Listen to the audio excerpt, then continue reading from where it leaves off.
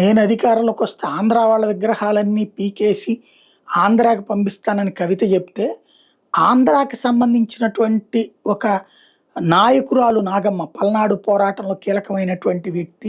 ఇక్కడ విలన్‌గా చెప్పబడేటటువంటి నాయకురాలు నాగమ్మ పల్నాడుని నాశనం చేసిందని చెప్పేటటువంటి ఆవిడకి సంబంధించి విగ్రహాన్ని ట్యాంక్ బండ్ మీద పెట్టాలని తెలంగాణ ఉద్యమకారుల నుంచి వస్తున్నటువంటి ఒక పోస్టు. ట్యాంక్ బండ్ మీద నాగమ్మ విగ్రహం లేకపోవడం తెలంగాణ ప్రాంతానికి చాలా అవమానకరం.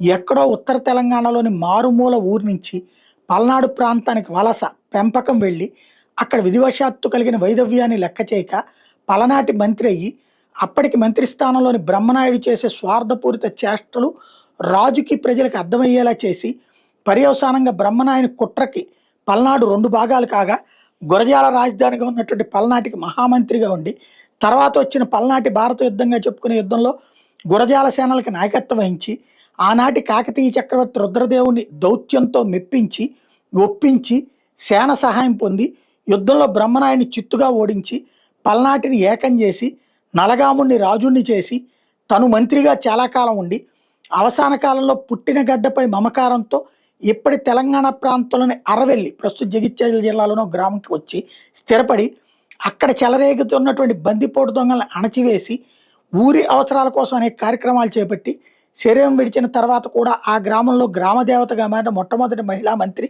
ఆనాటి కాలంలోనే సేన నాయకత్వం కూడా వహించినటువంటి దీశాలి నాయకురాలు నాగమ్మ, ఆరెళ్ళి నాగమ్మ.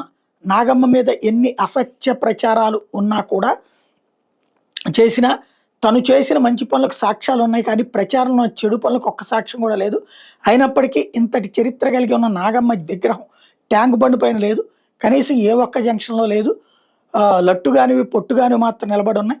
వాళ్ళవి తీయమని కాదు, నా అంతరంగం ఈవిడిది ఎందుకు లేదు అని. అయినప్పటికీ తెలంగాణకు సంబంధం లేని అనేక మంది దగ్గర హైదరాబాద్లో ట్యాంక్ బండ్ మీద ఉన్నాయి.